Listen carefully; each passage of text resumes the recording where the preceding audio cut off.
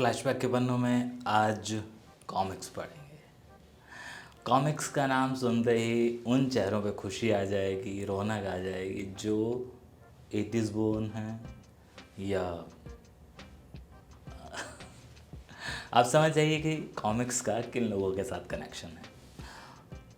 Comics Delhi, Burari, Dariba कला के अंदर एक पूरा बाज़ार है जो कॉमिक्स का गढ़ है, होलसेल बाज़ार है, जहाँ डायमंड, राज, तुलसी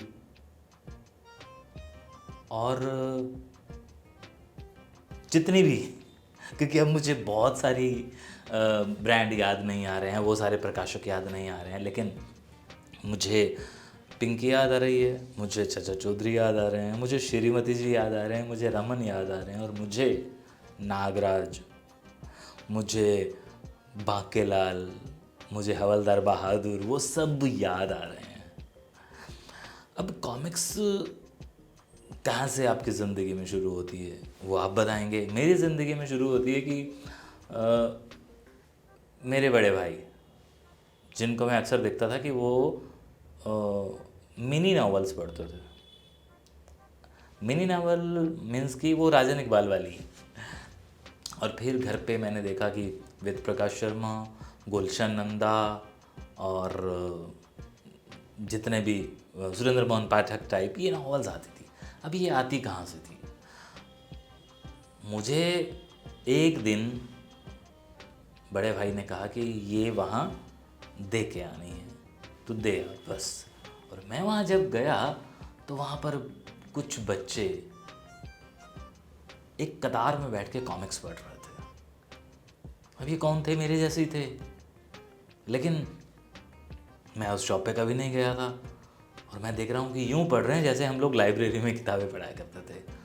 और सेम टाइम पे क्या होता है, शायद किसी की ख़त्म हो जाती है, वो वहाँ पे देता है पैसे, यानी कि ये घर पे लेके जाने के लिए नहीं थी, ये यहीं पे बैठ के पढ़ने के लिए थी, जिसका किराया आधा होता था।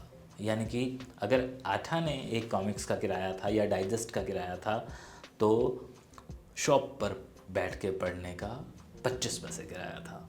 और ये सारे बच्चे वो थे जो पढ़ने के तो शौकीन थे लेकिन घर पे नहीं पढ़ सकते थे क्योंकि डांट पड़ेगी। अच्छा, ये वो दौर था जब और भी बहुत सारे खेल थे, लेकिन वीडियो गेम आ चुकी थी और बच्चे कमरे के अंदर एडजस्ट होने शुरू हो गए थे और उसी में ये वाला एक गेम था। गेम नहीं कहूँगा, ये एक शौक था। मैंने देखा कि ये बच्चे पढ़ रहे हैं, मैंने वहाँ किताब दी और मैंने तो नज़र डाली, तो मैंने सोचा चलो मैं भी देखता हूँ। लेकिन जब मैंने पन्ने पढ़ने शुरू किए तो एक उन रंग बिरंगे किरदारों में एक आकर्षण था। कुछ कार्टून्स थे, कुछ एक्शन वाले थे, जैसे नागराज टाइप, ध्रुव टाइप, तो ये बड़े कमाल के किरदार थे।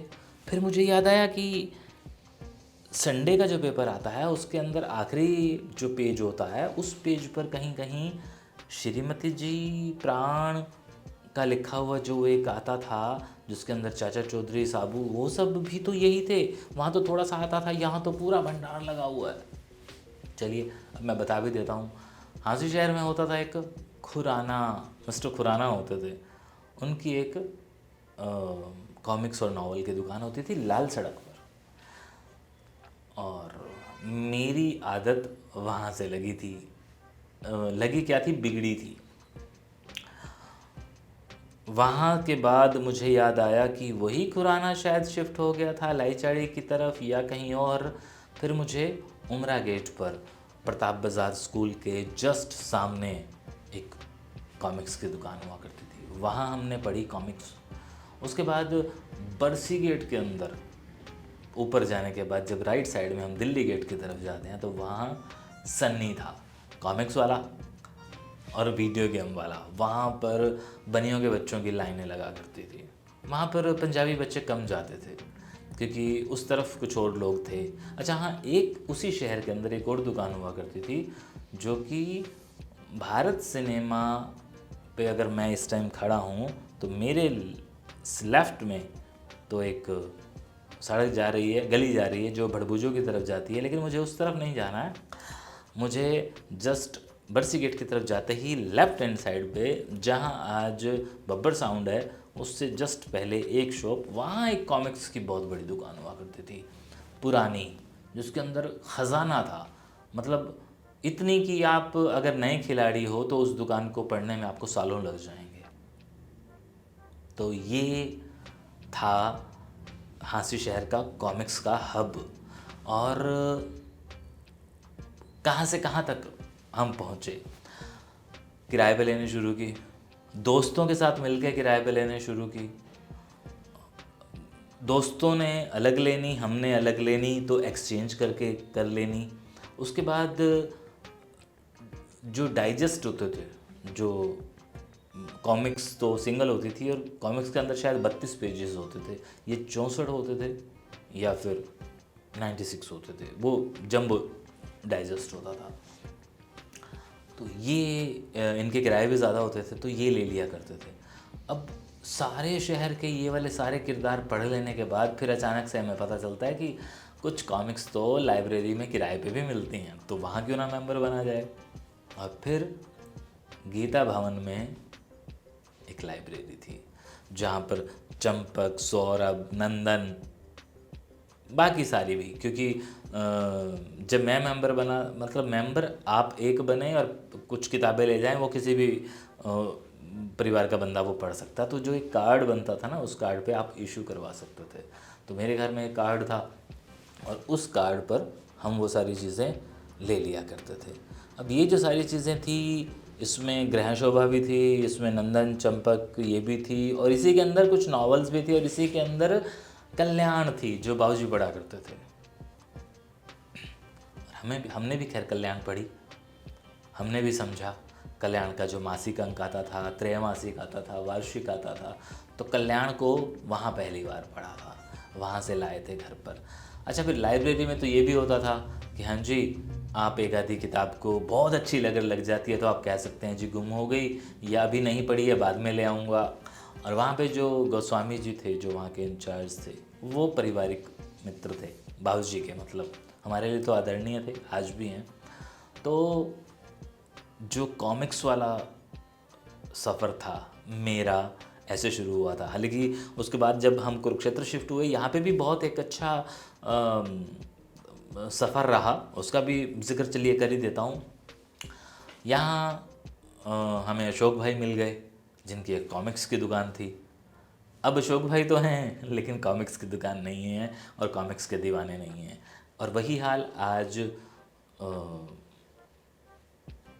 मेरे ख्याल से पूरे हरियाणा भर में है या दिल्ली भर में है कि कॉमिक्स की दुकानें नहीं रही, कॉमिक्स के पढ़ने वाले नहीं रहे, कॉमिक्स की बातें करने वाले रह गए। जैसे मैं आपसे कर रहा हूँ और आपके मन में खलबली मच रही होगी, गुदगुदी हो रही होगी उन दिनों को याद करके, और आप सोचेंगे कि मैं पूरा वीडियो देखने के बाद या अभी मैं लिख ही दूँ कि मेरी क्या क्या मेमोरीज़ हैं। पिछले दिनों मैं दिल्ली गया था, दरिबा कला जाना हुआ था। हालांकि दरियागंज में पुरानी मिल जाया करती थी, पूरे जो इकट्ठा आता था सेट, जिसे सेट बोलते थे, वो वहाँ पे पुराने पड़े हुए मिल जाते थे, मतलब आपको ख़रीदने पड़ते थे। तो देखे मैंने तो दिल में वो हुआ। फिर मैं दरिबा कला में जब गया तो लेफ्ट हैंड साइड में होती थी राज कॉमिक्स की। तो मैं वहाँ ढूंढ रहा हूँ तो पता चलता है कि नहीं जी, अब ये दुकानें यहाँ नहीं रही, ये लोग तो बुराड़ी चले गए हैं।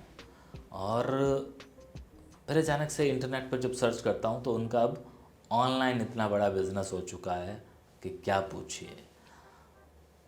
अब तो बस खैर यादें रह गई हैं, लेकिन मेरा बड़ा दिल था कि किसी तरह राज कॉमिक्स के कुछ राइट्स मिल जाएं तो फिर उनके किरदारों को एक्ट करवाया जाए। वही सारी स्टोरीज़, कैसे बांकेलाल का सपना पूरा नहीं होता, वो हमेशा राजकुमारी से शादी करते करते रह जाता है, और कैसे ध्रुव के पास वो पावर होती है और नताशा उसकी कज़न होती है या सिस्टर होती है या उसकी लवर होती है, उसके साथ उसका वो रहता है। इधर हवलदार बहादुर जो किसी तरह अपनी बहादुरी दिखा देता है, ऐसे ही भोकाल। और फिर चाचा चौधरी जिसका दिमाग कंप्यूटर से भी तेज़ चलता है, वो प्राण साहब जिन्होंने वो किरदार बनाया था, वो प्राण साहब चले गए हैं। साबू, श्रीमती जी, रमन, पिंकी, ये तो खैर डायमंड पॉकेट बुक्स के थे। और राज के ये थे, तुलसी के भी कुछ किरदार थे, नागराज कैसे भूल सकते हैं। तो बस आज दिल में आया कि चलिए बचपन के उन दिनों को याद कर लिया जाए। बचपन के क्या, हाँ मतलब कि 10वीं 12वीं तक तो सब लोग पढ़ते हैं।